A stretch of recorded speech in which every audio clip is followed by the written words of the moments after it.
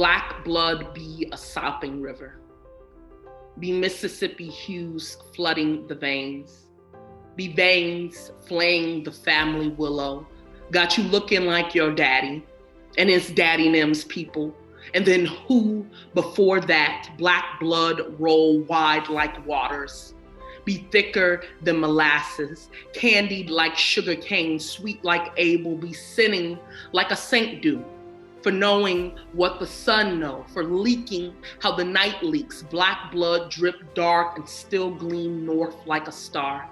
Be shipped in and weighed in the wake still, black blood be Atlantic, Atlantis and Atlas, constellation of maps, masking as braids, black blood be locked in and twisted in, be Bantu knotted like fists, be jailed and knocked, be knockers and barrettes beating a high top fade behind the school's bleachers, black blood be black child.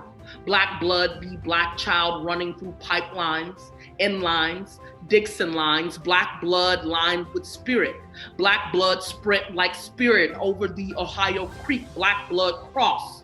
Black blood be crossed over, be cross burned, black blood fire, black blood on fire, black blood forging a frown, mad at the other for being woman, scared at the other for being gay, for being trans, fat like a drum, too tar baby, and still not tar baby enough, black blood be haunted, got a ghost gunning for re-election, be a bullet point on a ballot, be the bullet of the ballot, black blood be the bullet's first love, black blood run, black blood be the first to run the show, be the first to run dry, black blood be the first to bury, black blood be the first to back, black blood be mattering, be rippling an ocean wave, river, Nile, black blood be spine bone unbit, be chiseled like Chisholm, aura like Arisha, dressed the color of lemonade, be scenting like sunset, be sundress on brown skin, be all right.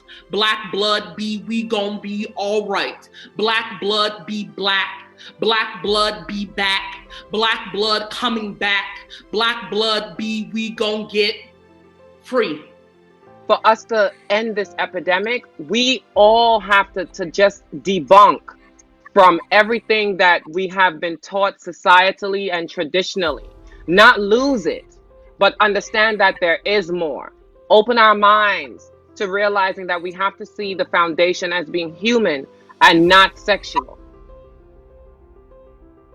The real work of intersectionality has always been activist-based and has always been going on in communities. In terms of sort of setting the tone for what it means to be talking about intersectionality, I want to sort of share a quote that I use always in my work by the incredible Audre Lorde, who is just, wrote so poignantly and profoundly about intersectionality and some of the challenges. And so this is the quote: "I find that I am constantly being encouraged to pluck out some aspect of myself and present this as the meaningful whole, eclipsing and denying the other parts of the self. But this is a destructive and fragmenting way to live. My fullest concentration of energy is available to me only when I integrate all of parts of who I am." And although there is visibility and awareness, often people aren't in tune with the disparities that we face within the margins as being Black and trans and non-binary. So I do try to relate all of my intersections to my audience in a lot of ways. So if I'm talking to primarily heterosexual Black people, then I have to relate to their Blackness. And then if I'm talking to LGBTQ, I have to relate to, they don't often relate to trans disparities just because you're in the LGBTQ. And then you have to look at, if I'm talking to professionals, what is my professional experience in working in corporate America and navigating that as a Black trans person? I feel like the idea of intersectionality has become an amalgamation of identities, I have 1, 2, 3, 4, 5, 6, 7, 8, 9. I have more identities than you. From what I've understood from Kimberly Crenshaw, who Tony did, the idea was the amalgamation of structural vulnerabilities onto a person and not just what their identity is. And I feel like a lot of the conversation gets hijacked that way. A lot of what we talk about when it comes to like intersectionality, intersectional work, it becomes so theoretic and so large. When reality is pretty like simple if you just are there. If you're there, it's like you could understand that, okay, this person needs food, but tomorrow they probably gonna need food too. So like maybe figure out that as well, you know? I think that I know in the migrant rights world, for example, people love to talk about intersectional issues, and they just grab issues and plunk them together. And instead of talking about cross movement, somehow they got that confused. And it's just like, if we're talking about 4 things in this conference at the same time, we're intersectional. It's like, no, that's actually not what that means. And it's important that we continue to point that out, because that's the only way that we're going to get to the issues that involve us. That's how we get marginalized out of these conversations, because it becomes just what you can talk about versus what you're willing to fight. And it's easy to get into that mode. And I think that happens even within, in all spaces of Blackness, even within multi-generational African Americans. We get this sort of like, oh, too bad for those people. And I think that is a piece, right? That's a part of the toxic piece. This fear is part of the toxic piece, because that fear leads to a willingness to join in the dehumanization that white supremacy calls for us to engage in. So it becomes easy to now, act this in ways that are toxic with respect to other people and to separate ourselves, because we already are primed for it. By, it's like the curl activator for what white supremacy already has out there for us. On the other side, having these conversations and holding up as a core value the respect for human dignity, right? So that there are situations that you might not understand. Okay, you don't understand why people are saying that their gender pronoun is they. You don't understand it. We can engage in the education around that. But even if you don't understand it, in that moment that you don't understand, do you respect the human dignity of that person? Yes. Well, their gender identity is they. Move forward.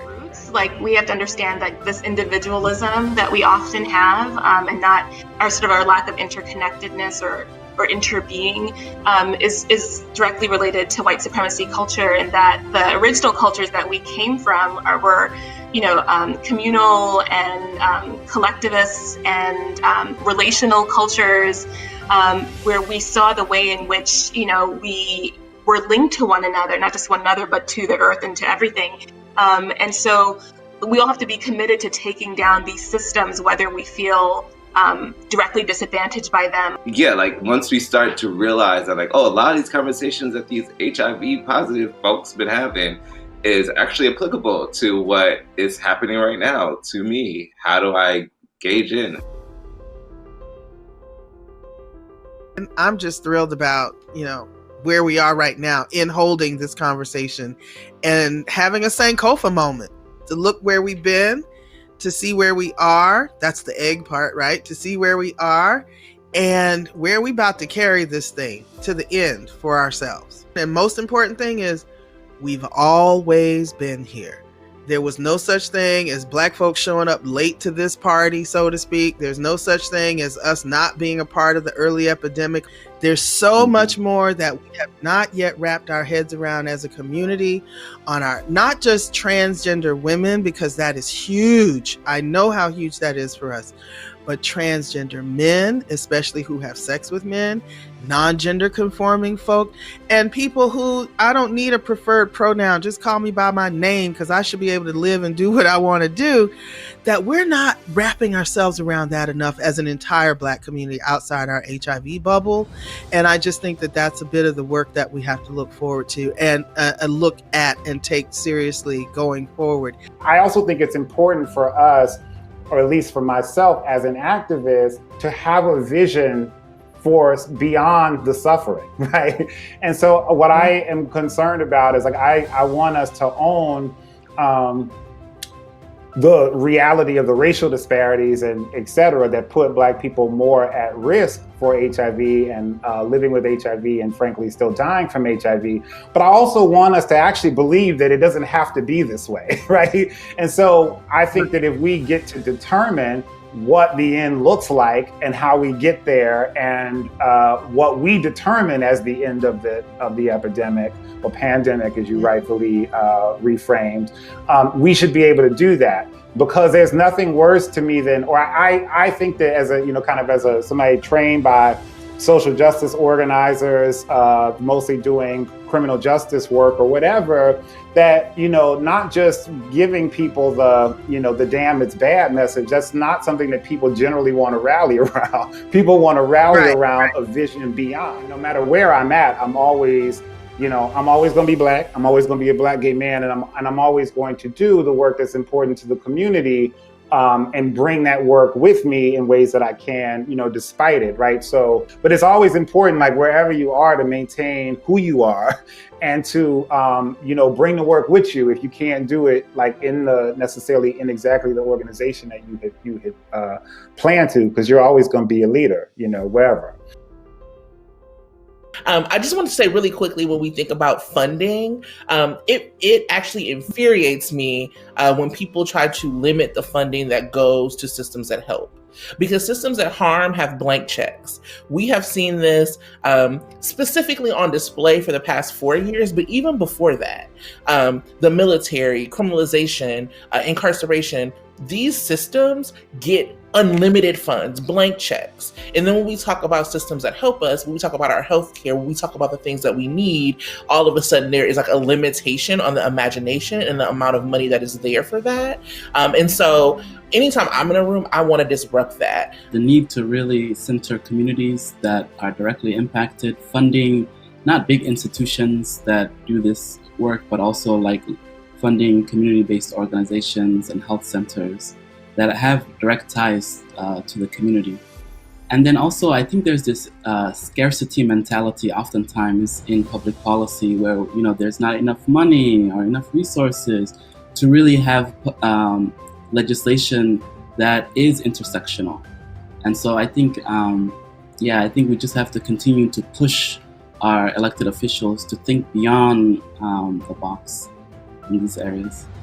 There still isn't blended funding streams coming out of Congress for our federal programs to be able to address in an intersectional manner all of the issues that we need to address. So for example, we'll see HIV funding, and it'll be funding for HIV, and maybe it's prevention, and it's, the provision of PrEP, but it's not dealing with sort of the trauma experience or the lack of housing, or really thinking about some of the other issues that might put someone at risk for HIV. It's give them a pill, and funding is for the pill itself and not necessarily for a program that looks holistically at the individual, or even more, when we think about equity, the community. Some of us have to fight in the system, and some of us have to build the new world. And I feel like there's an imbalance in that. And oftentimes we're always going to be conceding and negotiating because we're trying to navigate in a system that was built on the exploitation and the killing of Indigenous and Black people, period. Like, you don't come back from that. And so I think part of it is like, what do we want? What is necessary for our world? That doesn't think from, if we're going to do abundance, then let's not think about how we're going to fix the systems that we have here.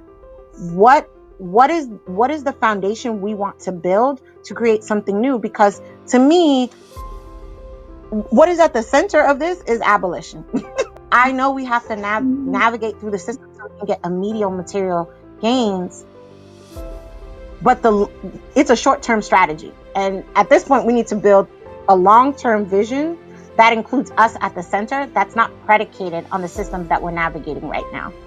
People who are thought of second or last are the people who are the first ones to go in concessions. And so if we're not solving with those folks at the center, in collaboration with those people, then we're not going to do anything that is transformative or will actually have any impact on people's material conditions. If you're truly about sort of equity at the center, then it's about community ownership.